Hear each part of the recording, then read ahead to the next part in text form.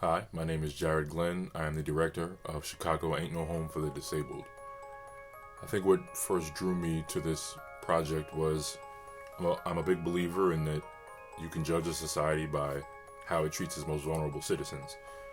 And a story about a black, queer, disabled woman felt like it hit so many different pieces of that pie. And I really wanted to embrace the opportunity to tell a story that highlighted a lot of the challenges and obstacles that come with identifying with all of those groups. It's been a really exciting journey to explore all of those different emotional facets with an entire cast of people that are in the show and people that aren't in the show, creating worthwhile discussion that I hope extends into the audience after the show. And if I could encapsulate what I want people to feel about this show by the end in one word, it would be ambitious. I think that most fulfills my entire vision for what I hope this project to be. So I hope everyone enjoys it. Thank you. My name is Cherlnell Lane, the poetic storyteller. I am a writer, teacher, activist, performer, and the creator of Chicago Ain't No Home for the Disabled.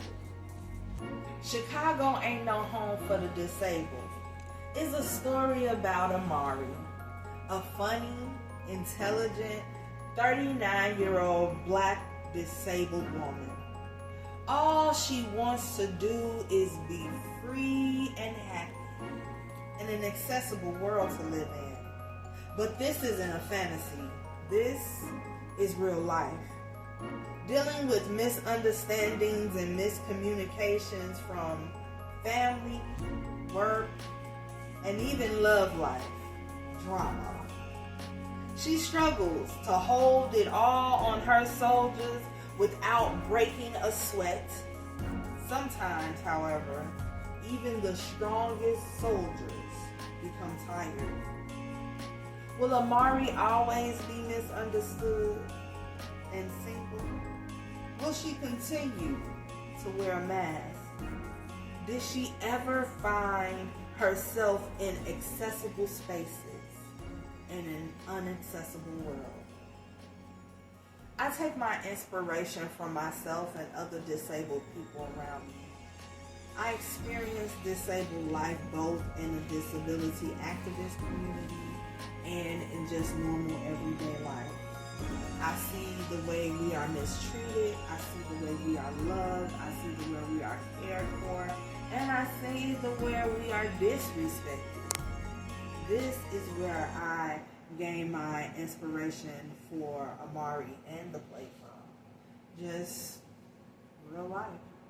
There is so much inaccessibility that most people do not know about. And it brings light to this because most people in the world don't think about accessibility or inaccessibility until they're put in that situation or they're very close with someone who does. So I hope this opens the light and show people what it's like to be disabled and to need extra accessibility.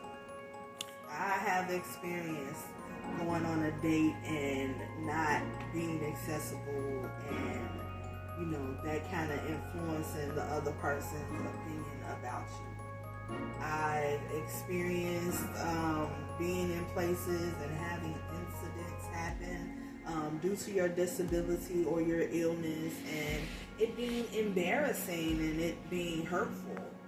I've experienced these things, but I've also experienced love. I've also experienced friendship. I've also experienced just people who love me and care about me.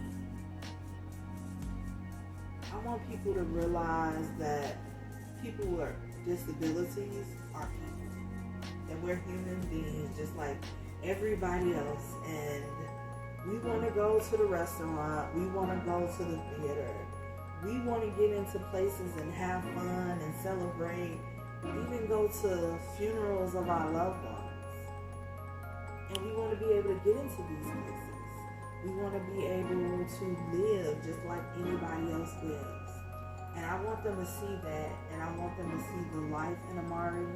I want them to see her interactions, her connections, her relationships. That's what I want to say.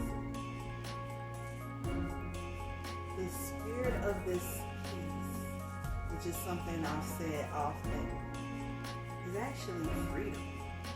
It can be insightful, it can be inspiring, but it's actually about freedom of people who are technically held captive by inaccessibility and people's misconceptions and people not respecting us just because we have a disability.